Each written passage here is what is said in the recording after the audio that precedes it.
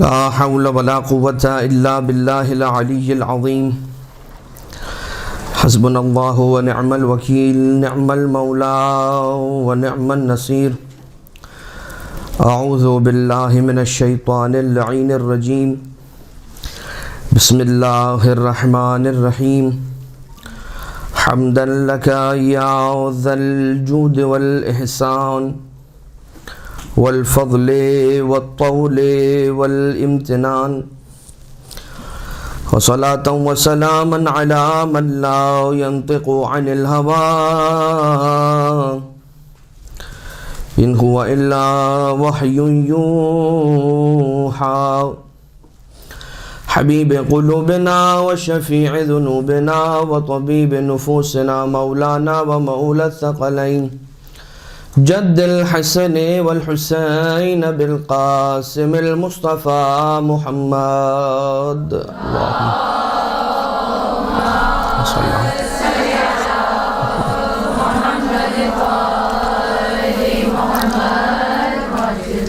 وعلى آله الذين أذهب الله عنهم الرجس وطهرهم تطهيرا اللهم صل على محمد وعلى محمد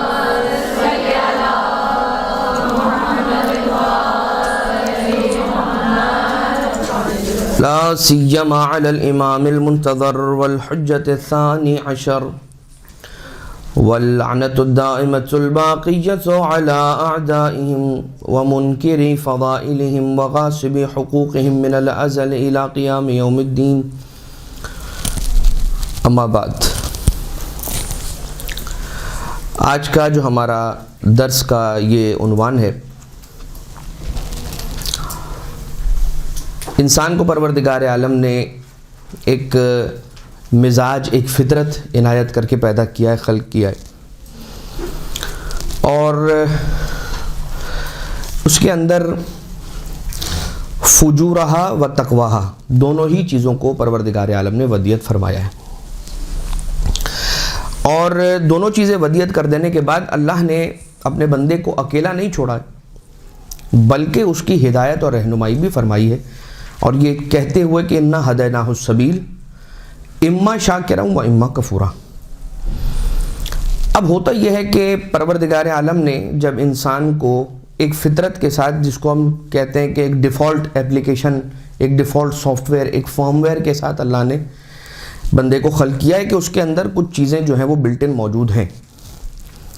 اب یہ جو چیزیں انسان کو اللہ نے بلٹ ان اس کے اندر پٹ ان کر کے، اس کے اندر رکھ کے اس دنیا کے اندر بھیجا ہے، جن میں اس کی فطرت کے اندر رونا ہے جب بھوک لگے گی، جب متوجہ کروانا ہے والدین کو یا اپنے گارجینز کو تو وہ رو کر متوجہ کرواتا ہے، من جملہ اس طرح کی بہت ساری چیزیں۔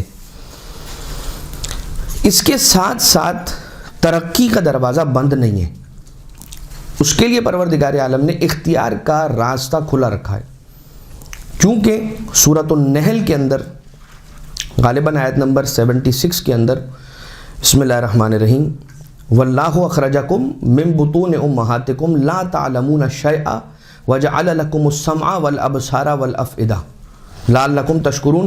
سماعت، بصارت اور افئدہ یہ اللہ نے دے رکھا ہے انسان کو، تو انسان دنیا میں جاہل تو آیا ہے مگر جہالت کے ساتھ اس دنیا سے جا نہیں پائے گا، اس لیے کہ اللہ نے ان کو، اس انسان کو وہ ٹولز دے کے بھیجا ہے جو ٹولز آف نالج ہیں اور ڈیولپمنٹ اور سکلز کو بڑھانے کا ایک ذریعہ ہے۔ یہ ساری چیزیں انسان کے سامنے آ جائیں، میں، میرا وجود، میرے اندر میری فطرت، جو مزاج اللہ نے مجھے دے کر بھیجا ہے، اس کے بعد یہ ٹولز، یہ آلے کہ جن کو استعمال کرتے ہوئے میں نے علم حاصل کرنا ہے، ترقی اور ارتقاء کی منزلوں کو طے کرنا ہے اور بہتر سے بہتر انسان بننا ہے۔ پھر اللہ تعالیٰ کا سمجھایا ہوا، سکھایا ہوا دین، وہ راستہ کہ جسے ہم دین مبین اسلام کہتے ہیں، یہ علم ہے، ٹھیک ہے نا، یہ علم ہے۔ ان چیزوں سے اگر انسان دور ہو جائے، ان کے ہوتے ہوئے بھی اگر انسان راستے پر نہ آئے تو یہ کیا چیز ہے؟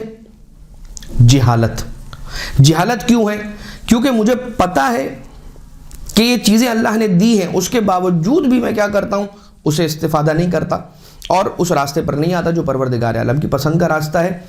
جس ایک انسانی خامی کو آج ہم ڈسکس کرنا چاہ رہے ہیں، یہ ہے تو انسان کے اندر لیکن اس کا سد باب بہت ضروری ہے، اس لیے کہ اگر انسان اپنی اس نفس کی آواز کو سن کر اس راستے پر چلتا رہے گا تو یقیناً پروردگار عالم کی اطاعت سے دور ہو جائے گا. نہ فقط یہ اطاعت سے دور ہو جائے گا بلکہ جو چیزیں اللہ نے اسے دے رکھی ہوں گی نا، کبھی اسے توفیق مل گئی لیکن اگر وہ یہ کام کر لے گا تو اس توفیق سے دور ہو جائے گا. کبھی نیکی کر لی اس نے، اب اگر یہ کام کر لے گا تو وہ اس نیکی سے دور ہو جائے گا. وہ خامی، وہ برائی کیا چیز ہے؟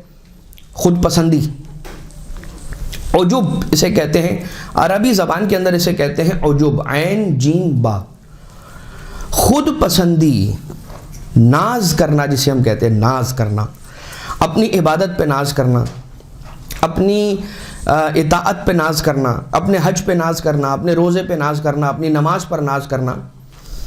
اور اس کی بڑی مثالیں ہمارے سامنے ہیں اور عجیب و غریب مثالیں ہیں ہمارے سامنے. خود بعض اوقات کچھ عبادت گزار ساری زندگی عبادت کرتے ہیں اور آخر میں آ کے یہ کہتے ہیں کہ تمہیں پتہ ہے میں کتنا بڑا عبادت گزار ہوں، تمہیں پتہ بھی ہے کہ تم بات کس سے کر رہے ہو. تو یہ چیزیں ہوتی ہیں عجب اور خود پسندی کی علامتیں.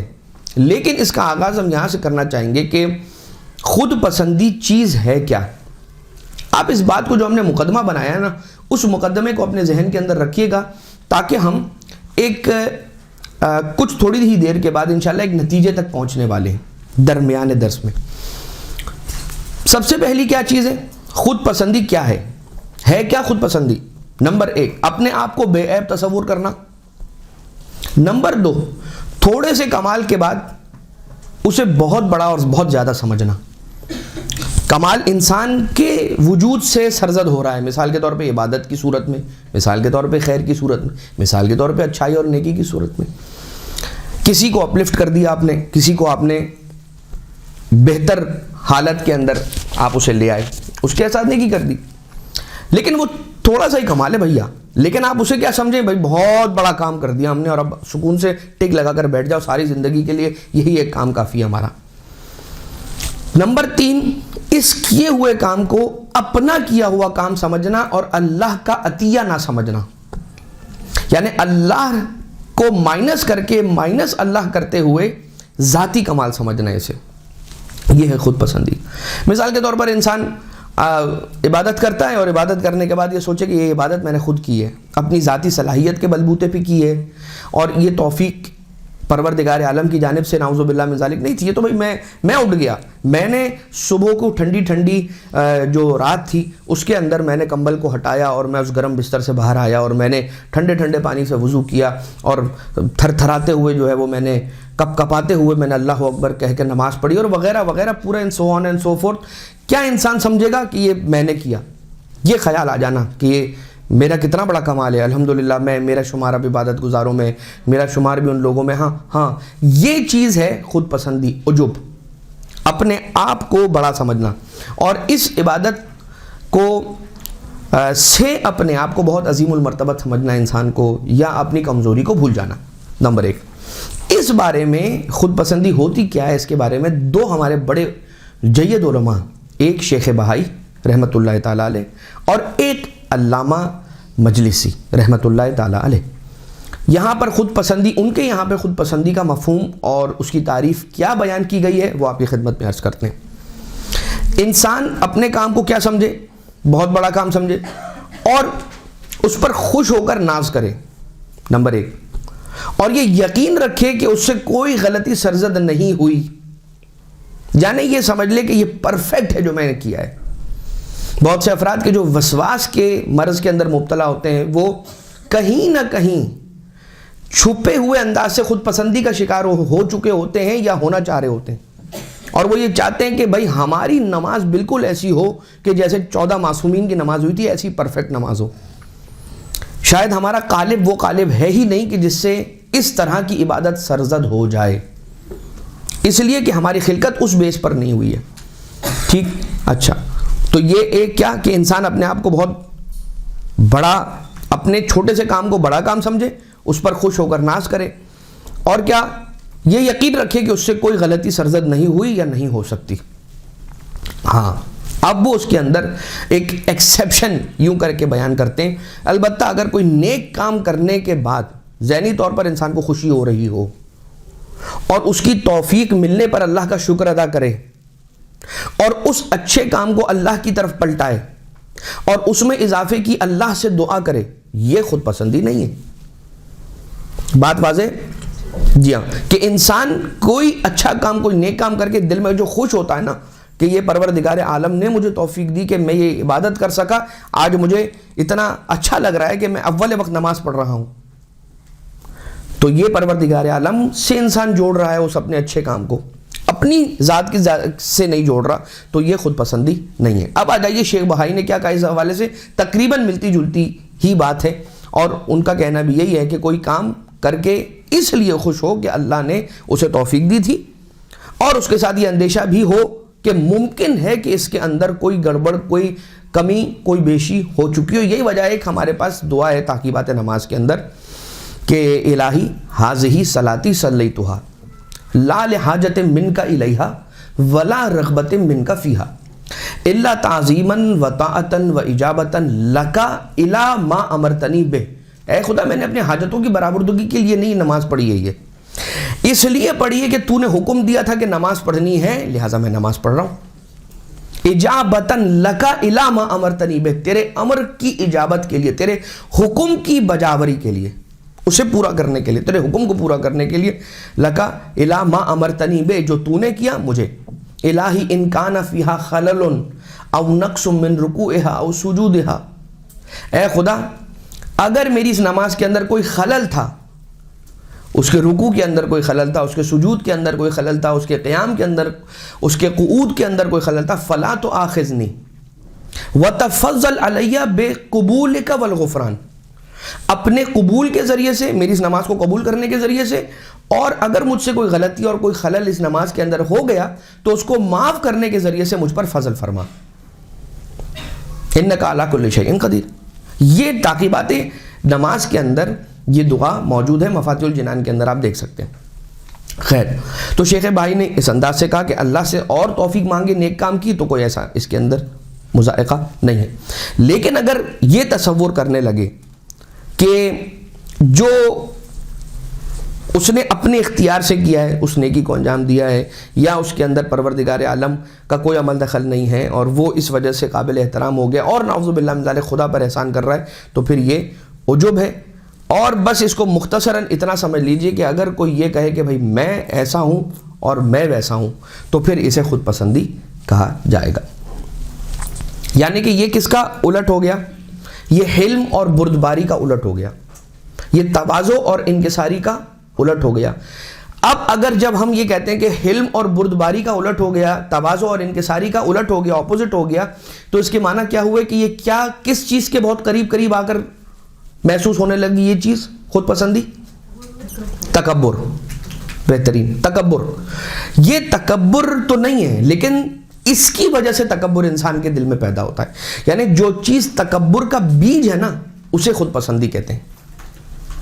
ٹھیک، اچھا آپ اب یہ عین ممکن ہے کہ سوال ذہن میں آ رہا ہوگا کہ اب کیا ہم عبادت کر کے خوش بھی نہ ہوں؟ اسی لیے ابتدا کے اندر یہ بات بیان ہو گئی کہ انسان خوش ہو، عبادت کرنے کے بعد خوش ہو، یہ جو خوشی ہے انسان کی عبادت کے بعد، یہ خود بہت ایک اچھی علامت ہے۔ تو پھر پرابلم کیا ہے؟ What is the difference between خود پسندی اور عبادت پر خوشی؟ کیا ڈفرنس ہے؟ ڈفرنس یہ ہے کہ عبادت کرنے کے بعد اپنا کمال سمجھنا اور ہے، عبادت کر کے اسے اللہ ہی کی دی ہوئی ایک توفیق سمجھنا اور ہے۔ یہی وجہ ہے جناب سیدہ سلام اللہ علیہا کے بارے میں یہ ملتا ہے،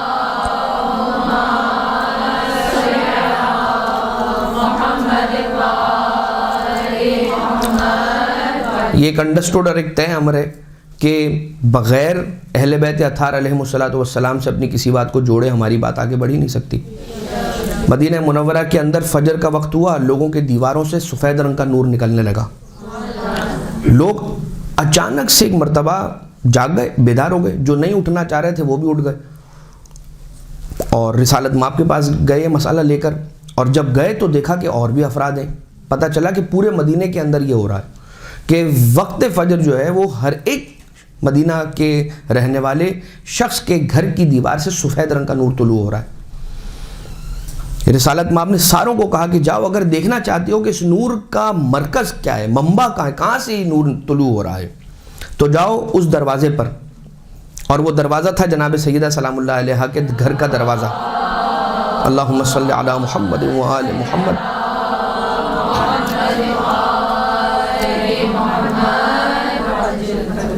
پھر ظہر کا وقت آیا اور ظہر کے وقت زرد رنگ کا نور طلوع ہوا. پھر سے جناب سیدہ کا دروازہ دکھایا رسول نے. پھر مغرب کا وقت آیا، سرخ رنگ کا نور طلوع ہوا. رسالت مآب نے پوچھنے والوں کو پھر رسول کی بیٹی کا جناب سیدہ سلام اللہ علیہا کے گھر کا دروازہ دکھلایا. اور ایک مرتبہ ایک روایت ہے، غالباً یہی روایت نہیں ہے، ایک دوسری روایت ہے، کہ جب جناب سیدہ سلام اللہ علیہا مصلی عبادت پر کھڑی ہوتی تھی. اچھا، اس روایت کا تتمہ بھی یہی ہے. کیا تتمہ ہے کہ بھائی یہ نور کیوں طلوع ہوتا تھا؟ اس لیے کہ جب رسول اکرم کی بیٹی دختر رسول جب مصلی عبادت پر آتی تھی، فجر کے وقت تو سفید رنگ کا نور طلوع ہوتا تھا، جب ظہر کے وقت آتی تھی زرد رنگ کا نور طلوع ہوتا تھا، جب مغرب کے وقت تشریف لاتی تھی تو سرخ رنگ کا نور طلوع ہوتا تھا. اور اس نور کی ایک لڑی جناب سیدہ سلام اللہ علیہا کے گھر کی چھت سے جڑتی تھی آسمان تک جا کے. تو اب یہ کہنا آسان ہے نا کہ ہم کون ہیں اور اہل بیت کون ہیں. ہمارا تقابل اہل بیت سے بھلا کیسے ہو سکتا ہے؟ کہاں ہے، کہاں کی بات ہے کہ ہم اپنا تقابل اہل بیت سے کریں؟ ہم وہ ہیں کہ جو اپنی نمازوں کے ذریعے سے اپنے آپ کو نورانی کرتے ہیں. سیدہ وہ ہیں کہ جن کی نمازوں سے زمین اور آسمان نورانی ہو جاتے ہیں. سلام اللہ علیہ. اللہم صلی علی محمد و آل محمد.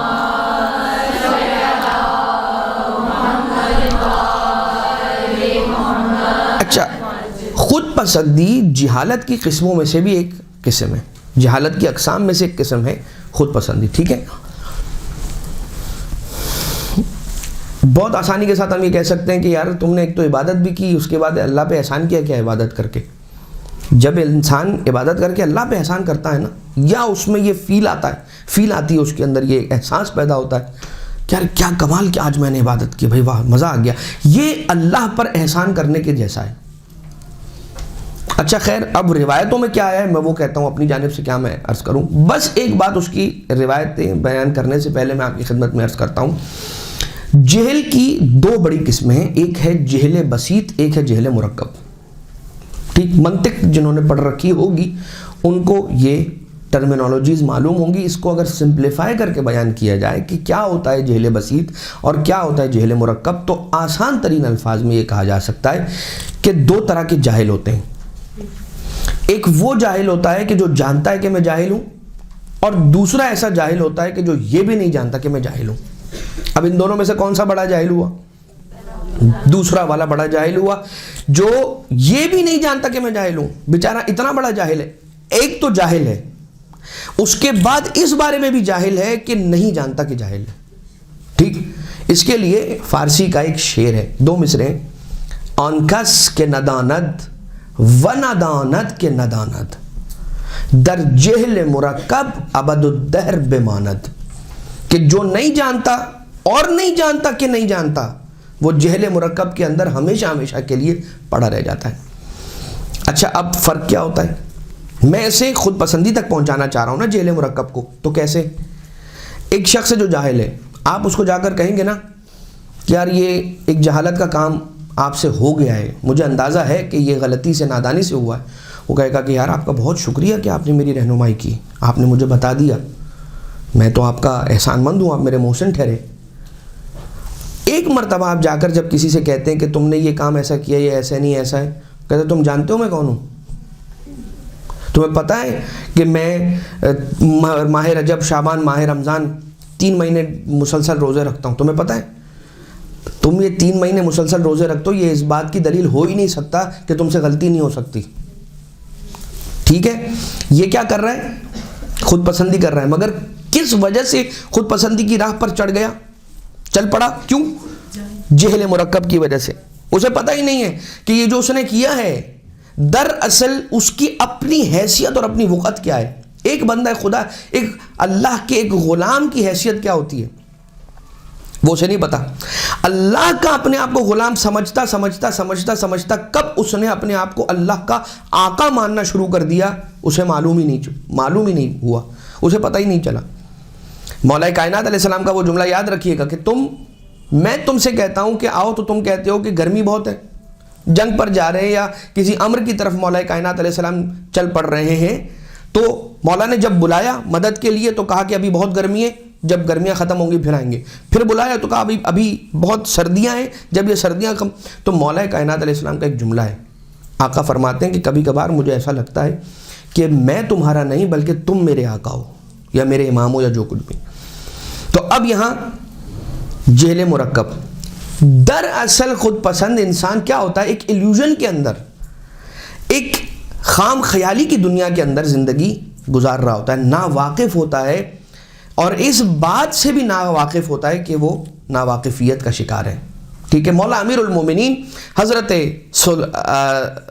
حلال مشکلات علیہ السلام یہ ارشاد فرماتے وَإِذَا زُكِيَ أَحَدٌ مِّنْهُمْ خَافَ مِمَّا يُقَالُ لَهُ وَيَقُولُ, کہ جب بھی تم میں سے یا ان لوگوں کی, کن کی نشانی بتا رہے مولا, مومنین کی اور متقین کی نشانیاں بتا رہے ہیں. ان میں سے ایک مولا کا نہج البلاغہ کے اندر خطبہ نمبر 191, اس کا یہ ایک چھوٹا سا اقتباس ہے 2 یا 3 لائنوں کا. وَإِذَا زُكِيَ أَحَدٌ مِّنْهُمْ خَافَ مِمَّا يُقَالُ لَهُ وَيَقُولُ أَنَا أَعْلَمُ بِنَفْسِي مِنْ غَيْرِي وَرَبِّي أَعْلَمُ مِنِّي بِنَفْسِي.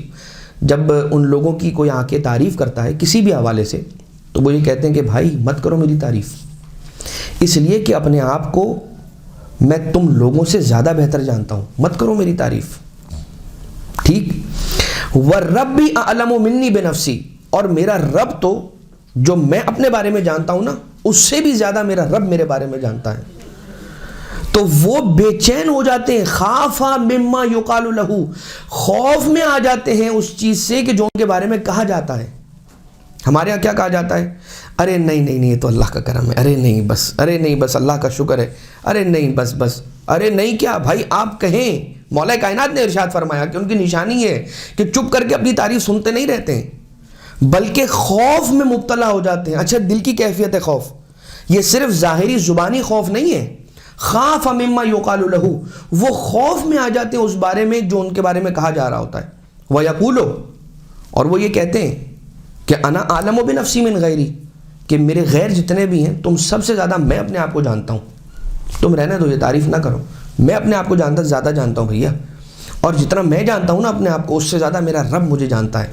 اللہم لا تؤاخذنی مما یقولون, اے خدا میرا اس بات پہ مؤاخذہ نہیں کرنا کہ یہ جو میرے بارے میں کہہ رہے ہیں نا, یہ جو میری تعریف کر رہے ہیں, کم من ثناء جمیل لست اہلا لہ نشرتا, کتنی ایسی جمیل ثنائیں تھیں, کتنی ایسی اچھی تعریفیں تھیں کہ لست اہلا لہ, جس کا میں اہل نہیں تھا, نشرتا, اے خدا تو نے نشر کر دی, میں اہل نہیں تھا لیکن تو نے نشر کی. تو ایسی کوئی بات اگر کوئی لے کر آتا ہے نا کسی ایسے اچھے ایک مومن ایک متقی کے سامنے, مولا کائنات علیہ السلام ارشاد فرماتے ہیں وہ خوف کرتا ہے اور وہ کہتا ہے کہ بھائی اپنے نفس کو میں تم سب سے زیادہ جانتا ہوں اور مجھ سے زیادہ میرا رب جانتا ہے. اے خدا اس بات پر جو انہوں نے میرے بارے میں کہی ہے تو مجھے مت پکڑنا, یہ وہ کہہ رہے ہیں, میں نے نہیں کہا ہے. وَجْعَلْنِي أَحْسَنَ مِمَّا يَظُنُّونَ, اور جیسا وہ مجھے سمجھتے ہیں نا, جتنا اچھا وہ مجھے سمجھتے ہیں, مجھے اس سے بھی زیادہ بہتر بننے کی توفیق نصیب فرما. یہ مولا کائنات علیہ السلام ارشاد فرماتے ہیں. اب یہ کتنا خطرناک فعل ہے خود پسندی. حضرت امام جعفر صادق علیہ الصلوۃ والسلام ارشاد فرماتے ہیں,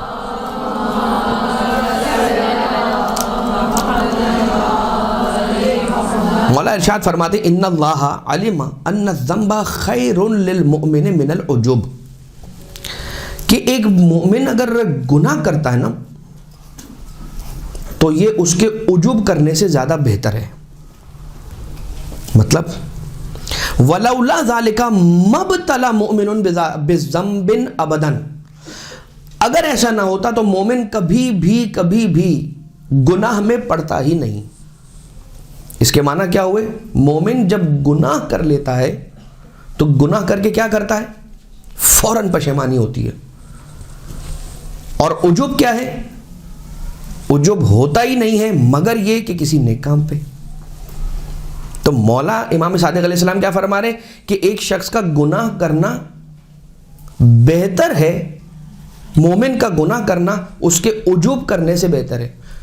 مطلب عجب سیلف پریزنگ ایک شرعی حدود کے اعتبار سے کہا جا رہا ہے. ہر سیلف پریزنگ کی بات نہیں ہو رہی، خاص طور سے اس وقت کہ جب کوئی مائنس اللہ کانسیپٹ آ جائے یا کوئی اپنی عبادتوں کے بارے میں آ جائے یا خود یعنی استقلال اور مستقل چیز انسان اپنے آپ کو انڈیپینڈنٹ سمجھنے لگے. تو ان اللہ علم ان الذنب خیر للمؤمن من العجب،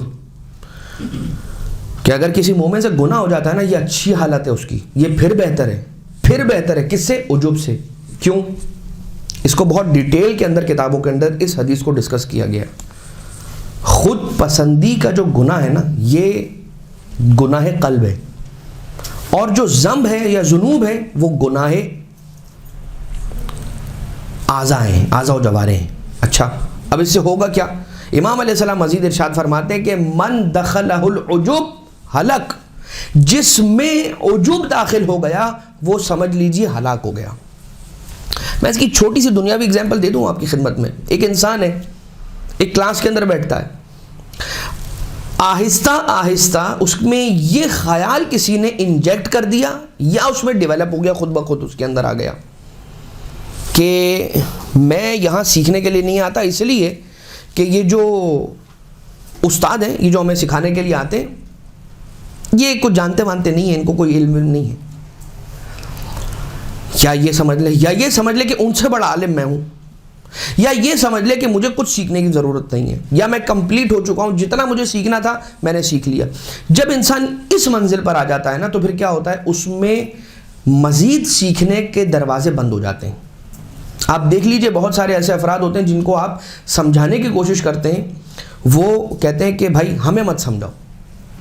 وہ آپ کو سمپل ون لائنر کہہ کے خاموش کرا دیں گے، کہیں گے بھائی سٹاپ، مجھے مت بتاؤ بھائی کہ کیا ہوتا ہے روزہ نماز.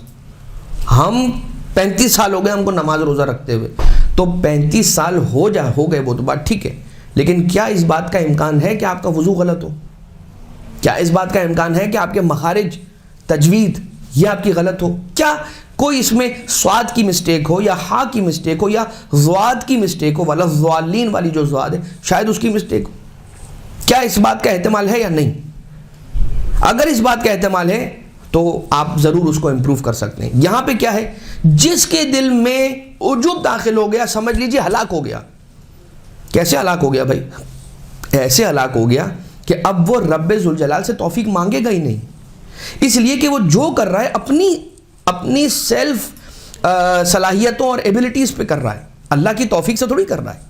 جو اللہ کی توفیق سے کرتا ہے وہ راتوں کو اٹھ کے ہاتھوں کو جوڑ کر کہتا ہے پروردگار مجھے توفیق دے دیجیے کہ میں کل کی نماز پڑھ لوں، میں اول وقت نماز پڑھ لوں، میں اپنے والدین کے ساتھ نیکی کر سکوں، میں اپنی جو ہے وہ جو ذمہ داریاں ہیں انہیں پورا کر سکوں. پروردگار تو توفیق دے گا تو ہوگا، اس لیے کہ سب کچھ کرنے کے بعد جو شکر اگر میں تیرا کر پاتا ہوں تو وہ بھی تیری توفیق ہی کے ذریعے سے، وہ نہ ہو تو میں نہیں کر پاؤں.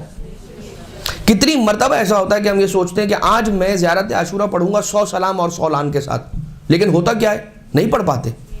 کیوں؟ توفیق نہیں ملی، یا کوئی ایسا کام ہو گیا جس سے توفیق سلب ہو گئی.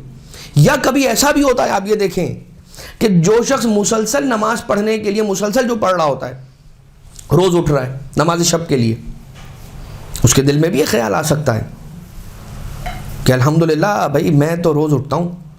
میں روز اٹھتا ہوں نہیں، پروردگار عالم کا فضل ہے کہ میں روز اٹھتا ہوں.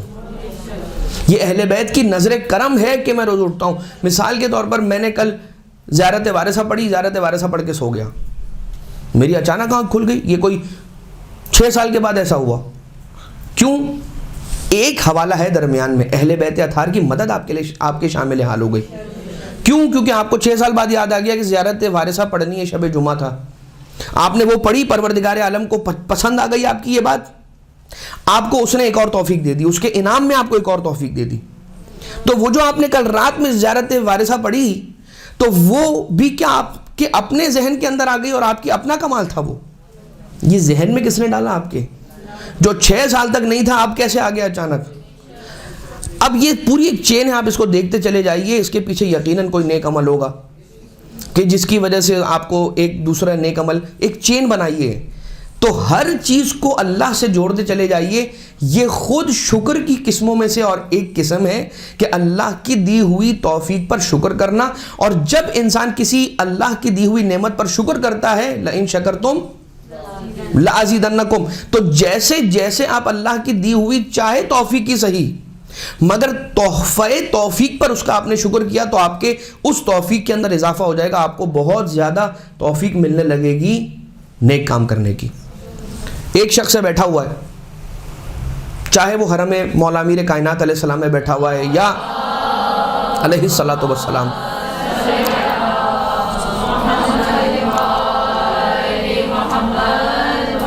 اس ذہن میں خیال آتا ہے کہ مفاتیح اٹھا کے کوئی آج ایک نئی دعا پڑھتا ہوں, اور مثال کے طور پر اسے دعائے قاموس نظر آ گئی, اس نے دعائے قاموس پڑھنا شروع کر دی. تو یہ توفیقات میں سے ایک چیز ہوتی ہے جو اللہ کی جانب سے توفیق آتی ہے. اب آ جائیں ایک الکافی کے اندر, ٹھیک ہے, الکافی کے کون سے حصے کے اندر, الکافی کے تو مختلف جلدیں ہیں. الکافی کی اصول والے حصے کے اندر کیا ہے, مولا علیہ الصلوۃ والسلام ارشاد فرماتے ہیں ایک بندہ گناہ کر کے پشیمان ہوا اور دوسرا نیکی کر کے خود پسندی میں مبتلا ہو گیا. اب ایک بندہ ہے, اس نے گناہ کیا لیکن گناہ کرنے کے فوراً بعد اسے افسوس ہوا, اور یہ صرف دکھاوے والا افسوس نہیں, حقیقی افسوس. اور دوسرے نے نیکی کی لیکن نیکی کرنے کے بعد خود پسندی میں مبتلا ہو گیا. تو اب ان دونوں میں سے کون بہتر ہے؟ امام علیہ السلام فرماتے ہیں وہ بہتر ہے کہ جو گناہ تو کر گیا لیکن اس کے بعد اسے افسوس ہوا کہ مجھ سے کیوں ہوا. ٹھیک, اس کے لیے ایک واقعہ بھی ملتا ہے کہ دو افراد مسجد کے اندر داخل ہوئے اور مسجد کے اندر گئے. امام باقر علیہ السلام ارشاد فرماتے ہیں کہ امام جعفر صادق علیہ السلام نے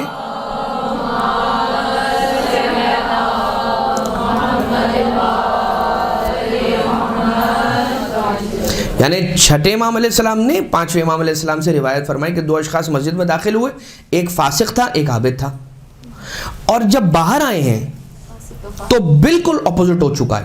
جو فاسق تھا وہ عابد بن گیا ہے اور جو عابد تھا وہ فاسق بن گیا ہے. تو پوچھنے والے نے پوچھا مولا کیسے؟ فرمایا کہ جب یہ فاسق تھا نا, اندر گیا اتنا رویا, مسجد میں جا کے اتنا رویا اتنا افسوس کیا کہ میں کیوں فاسق ہوں, میں کیوں کرتا ہوں یہ ایسی حرکتیں. اور جب اس میں پشیمانی آئی, پروردگار عالم نے اس سے محبت کرنا شروع کر دی, وہ عابد بن گیا یا ایک اچھائی کے راستے پر آ گیا. اور جو عابد تھا وہ فاسق کیسے بن گیا کہ خود پسندی اس کے اندر آ گئی کہ یہ سب میں نے کیا ہوا, یہ میرا کیا ہوا, یہ پروردگار عالم کی جانب اگر اس کی نظر کرم ہماری جانب نہ ہو تو ہم ایک سانس کے بھی محتاج ہیں. ہم ہر وقت سانس لیتے ہیں, یعنی انہیل کرتے ہیں ایکسیل کرتے ہیں, انہیل کرتے ہیں ایکسیل کرتے ہیں نا, سانس اندر لیتے ہیں پھر نکالتے ہیں سانس اندر. یہ کوئی ایسا ایک مرحلہ کہ جس وقت انسان کا دم نکلنے والا ہوتا ہے وہ اندر جو گئی ہوئی ہوتی ہے سانس وہ اندر ہی کے اندر رہ جاتی ہے, اور جو باہر نکلتی ہے اس کے بعد وہ پھر دوبارہ اندر جانے کے قابل نہیں رہتی. کیا ہے پروردگار عالم نے اپنے بندے پر کتنا کرم رکھا ہوا ہے. خیر, ایک عابد کا ذکر چھٹے امام علیہ السلام فرماتے ہیں, کہتے ہیں کہ بھائی ایک عابد ہے عبادت کرنے والا, اور اس سے پوچھا کس نے؟ چھٹے امام علیہ السلام ارشاد فرماتے ہیں کس کے بارے میں؟ ایک عالم کے بارے میں. مولا ارشاد فرماتے ہیں کہ ایک عالم عابد کے پاس گیا, عبادت کر گزار کے پاس گیا, کہیں پر بیٹھ کر عبادت کرتا ہوگا, کر رہا ہوگا, کچھ ایسا ہوگا. اس سے جا کر پوچھا کہ تم نماز کیسے پڑھتے ہو؟ کہا ہم سے پوچھتے ہو کہ نماز کیسی پڑھتے ہیں؟ عجیب بات ہے کہ آج ہم سے پوچھا جا رہا ہے کہ ہم اتنے سالوں سے عبادت کرنے والے ہیں, ہم سے آج پوچھا جا رہا ہے کہ ہم. اچھا تو پھر عالم نے پوچھا یہ بتاؤ تم روتے کیسے ہو, تمہارا گریہ کیسا ہے؟ کہا کہ تم کو کیا بتائیں, جب ہم اللہ کی یاد میں روتے ہیں تو آنسو ہمارے رخسار تک پہنچ جاتے ہیں. عالم کہتا ہے کہ وائے ہو تم پر, اگر تم اپنے دل میں اللہ کی یاد رکھ کے, اس کا خوف رکھ کے ہنس لیتے نا تو وہ ہنسنا تمہارے اس رونے سے اچھا تھا کہ تمہارے دل میں اللہ کی یاد تو تھی. اب جو تم کر رہے ہو نا عبادت کے نام پہ, اس میں صرف تم ہی تم ہو, اللہ اس میں کہاں ہے؟ اس میں اللہ کہاں ہے؟ ٹھیک ہے، یہ بات ہو گئی. اب ایک بڑی انٹرسٹنگ اور ایک بہت جالب روایت ہے وسائل الشیعہ کی کتاب الطہارت کے اندر ہے کہ، اور کتاب الطہارت کے اندر پہ باب تحریم الاعجاب اس کے اندر ہے. رسول اکرم صلی اللہ علیہ وآلہ وسلم کی ایک حدیث ہے.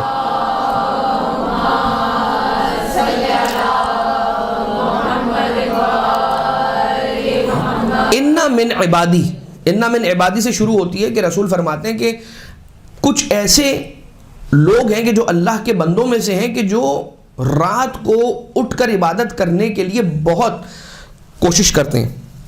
فَيَجْتَهِدُ لِيَ اللَّيْلِ فَيَتْعَبُ نَفْسَهُ فِي عِبَادَتِي، اپنے نفس کو بہت تعب دیتے ہیں. فَيَقُومُ مِنْ رِقَادِهِ وَلَذِيذِ وِسَادِهِ، اور اپنے گرم بستروں کو چھوڑتے ہیں اور مزیدار نیند کو بھگاتے ہیں اور اٹھ کر اللہ کی عبادت کے لیے آتے ہیں. رسول کہتے ہیں کہ اللہ یہ فرماتا ہے کہ میں اپنے ایسے بندوں پر کبھی کبھار نیند کو مسلط کر دیتا ہوں اپنی محبت کے ذریعے سے. ذرا یہ سنیے کہ رسول فرماتے ہیں کہ پروردگار عالم یہ کہتا ہے کہ میں اپنے ایسے عبادت گزار بندوں پر کبھی کبھار ایسے نیند مسلط کر دیتا ہوں کہ وہ ساری رات سوتے رہ جاتے ہیں، اور یہ میری شفقت ہے ان پر. یہ اللہ شفقت کر رہا ہے ان پر. یہی تو فرق ہے ہم میں اور رسالت مآب صلی اللہ علیہ وآلہ وسلم میں. کہاں ہمارا مقابلہ ان سے ہو سکتا ہے. میں پھر یہ بات کہوں گا اس لیے کہ ابھی ہم آگے جا کے فائنلی پھر ایک بات ایسی کرنے والے، کیونکہ اب یہ بہت ہو گیا ہے ہمارے یہاں. ہمارا یہ فیشن بن گیا ہے کہ ہم کسی بھی چیز کو موازنہ کرنا چاہتے ہیں نا تو ہم جوڑتے ہیں اس کو ائمہ اطہار علیہ السلام سے. جوڑنا ہمیں ہے لیکن ایک گیپ کو ساتھ رکھتے ہوئے، مرتبے کا لحاظ رکھتے ہوئے، حفظ مراتب کے ساتھ رکھنا ہے. اچھا کیا ہے سر یہ وسائل شیعہ کی جو آپ نے حدیث بیان کی تھی اس کو دوبارہ سے کر دیجیے. جی ہاں، یہ آپ بالکل ریکارڈنگ سے بھی آپ لے سکتے ہیں اس کو. میں آپ نے فرما دیا کہہ دیا تو میں ریپیٹ کر دیتا ہوں. رسالت مآب بھی ارشاد فرماتے ہیں کہ میرے کچھ بندے ہیں، ٹھیک ہے، فَيَجْتَهِدُ لِيَ اللَّيَالِي فَيَتْعَبُ نَفْسَهُ فِي عِبَادَتِي، کہ وہ اپنے نفس پر بہت تاب کے ساتھ، بہت مشکل کے ساتھ اور اپنے آپ کو تھکاتے ہیں میری عبادت کے اندر اور میری عبادت کو انجام دیتے ہیں. فَيَقُومُ مِنْ رِقَادِهِ وَلَذِيذِ وِسَادِهِ، تو وہ اپنے بستروں کو چھوڑتے ہیں، گرم بستروں کو چھوڑتے ہیں اور اپنی نیند کو قربان کرتے ہیں اور اٹھتے ہیں اور مصلی پر آتے ہیں، میری عبادت کرتے ہیں. اور یہ سلسلہ ان کا چلتا رہتا ہے، کنٹینیو رہتا ہے. لیکن کچھ دن ایسے درمیان میں آتے ہیں جن میں ان پر نیند کو مسلط کر دیتا ہوں اور انہیں سلا دیتا ہوں. تو جب وہ صبح میں اٹھتے ہیں تو اپنے آپ کو کوس رہے ہوتے ہیں.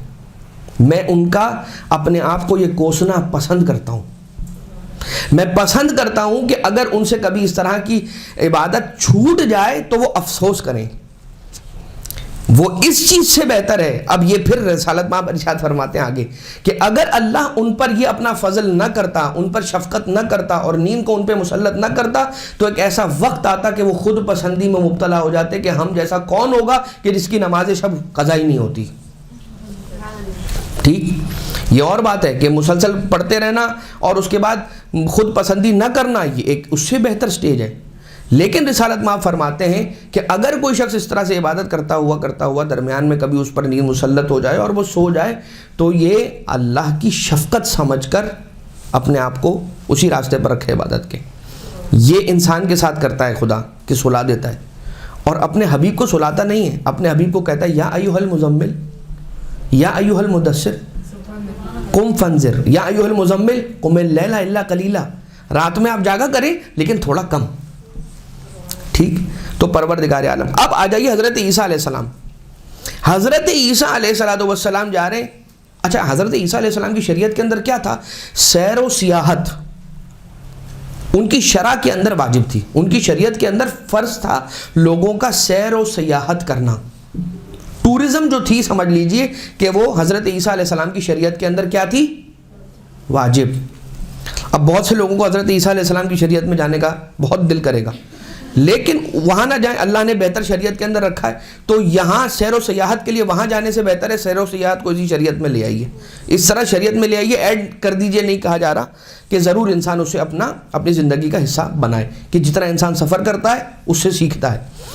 لیکن اذان محترم حضرت عیسیٰ علیہ السلام روانہ ہوئے، ایک ساتھ ان کے ساتھیوں میں سے ایک ساتھی تھا، ساتھ ساتھ چل رہا تھا، چھوٹے قد رکھنے والا تھا. دریا کنارے پہنچے، اللہ کا نام حضرت عیسیٰ علیہ السلام نے اپنی زبان پر جاری کیا اور پانی پر چلنا شروع کیا. وہ شخص جو حضرت عیسیٰ کے ساتھیوں میں سے تھا، اس نے یہ منظر دیکھا.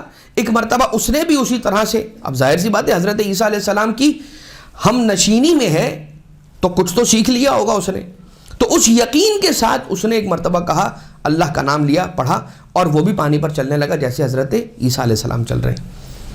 اب تھوڑا آگے گئے، وہ کبھی حضرت عیسیٰ علیہ السلام کو دیکھتا ہے، کبھی اپنے آپ کو دیکھتا ہے. کہتا ہے بھائی یہ بھی پانی پہ چل رہے ہیں، یہ نبی خدا ہیں، اور میں بھی پانی پہ چل رہا ہوں اور میں ایک عام بندہ ہوں، تو ان میں مجھ میں فرق کیا ہے؟ ان میں اور مجھ میں فرق کیا ہوا؟ اب ذرا سا کوئی ریزیمبلنس آ جاتی ہے نا، جیسے میں بھی نماز پڑھتا ہوں، علی بھی نماز پڑھتے ہیں، تو پھر مجھ میں علی میں فرق کیا ہے؟ بھائی معرفت کا فرق ہے. ہماری اور آپ کی معرفت کیا ہے؟ ہمیں مار مار کے نماز پڑھائی گئی ہے، ہمیں بڑا بڑا سمجھا کے والدین نے بچپن میں سکھایا ہے کہ پڑھو نماز بیٹا، ہمیں عادی بنایا گیا ہے نماز کا. اور وہ ہے جن کی جبلت کے اندر پروردگار عالم کی عبادت جاگزی ہے، ودیت ہے. یعنی یہ تو فرق تم پوچھ رہے ہو کہ وہ بھی نماز پڑھتے ہیں میں بھی نماز پڑھتا ہوں، تو ان میں مجھ میں کیا فرق ہوا؟ تمہارا چلنا عبادت ہے، علی کا چلنا بھی عبادت ہے. تمہارا ٹھہر جانا عبادت ہے، علی کا ٹھہر جانا بھی عبادت ہے. تمہارا بولنا عبادت ہے، نہیں علی کا بولنا بھی عبادت ہے. تمہارا خاموش رہنا عبادت نہیں، علی کا خاموش رہنا بھی عبادت ہے. تمہارا میرا تلوار چلانا عبادت نہیں، علی کی تلوار کی ایک ضربت یوم خندق افضل ہے من عبادت ثقلین. تو اپنا تقابل ان سے نہ کرو کہ جن سے تمہاری کمپیریزن کا کوئی کوشچن ہی نہیں ہے. یہ اللہم صلی علی محمد و آل محمد.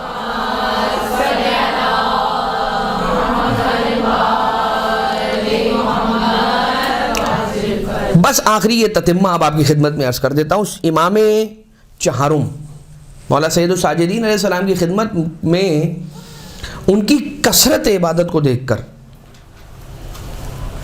ایک مرتبہ جناب جابر آئے. اچھا، جناب فاطمہ کون؟ جو کہ مولا کائنات علیہ الصلوۃ والسلام کی اولاد میں سے ایک ہیں اولاد، جناب فاطمہ. ایک مرتبہ جناب جابر سے، یہ جناب فاطمہ بنت محمد سلام اللہ علیہ نہیں، ٹھیک، ایک مرتبہ کہتی ہیں کہ جائیں اور جا کر میرے بھتیجے سید سجاد بہت زیادہ عبادت کرتے ہیں، ان سے کہیے کہ کچھ عبادت میں کمی اختیار کریں، اس لیے کہ آپ کے اس انداز کو دیکھ کر ہم تڑپ جاتے ہیں. شدت گریہ اور حضرت مولا سجاد علیہ السلام کی عبادتوں کا انداز کہ جتنے اعضائے سجدہ تھے سب پر گٹھے ہو جاتے تھے. اچھا، اسے کیا کہتے ہیں؟ ذو صفنات، وہ صفنات ہو جاتے تھے مولا کے اعضائے سجدہ پر. تو جب جابر آئے اور آنے کے بعد کہا کہ اے مولا، یہ سب آپ پر تو جنت واجب ہے، آپ کے چاہنے والوں تک پر جنت واجب ہے، تو پھر آپ یہ اتنی زیادہ عبادت کا، تو تم کیا چاہتے ہو کہ میں اللہ کا شکر گزار بندہ بھی نہ بنوں؟ دیکھیں مولا ہیں یہ مولا. اس کے بعد پھر فرمایا کہ رسول اللہ سے بڑھ کر اور کون ہوگا؟ انہوں نے تو کبھی عبادت کو ترک نہیں کیا، لہٰذا یاد رکھو میں اسی طرح سے اپنے آبا و اجداد کی سنت پر چلتے ہوئے عبادت کرتا رہوں گا یہاں تک کہ میں مر جاؤں گا. یہ کہا مولا سجاد علیہ السلام نے. اس کے بعد ایک مرتبہ امام محمد باقر علیہ السلام نے اپنے بابا مولا سید سجاد علیہ السلام اللہم صلی علی محمد و آل محمد آقا کو دیکھا اور دیکھ کر رو پڑے. مولا نے پوچھا کہ بھائی کیوں رو رہے ہو؟ کہا بابا آپ کی اس انداز عبادت کو دیکھ کر میرا دل تڑپ گیا. مولا نے کچھ نہ فرمایا. کہا جاؤ وہ کوئی کتاب کی جس میں ہمارے جد مولا امیر المومنین علیہ السلام کی عبادت کا ذکر ہو، اگر وہ مل جائے تو لے آؤ.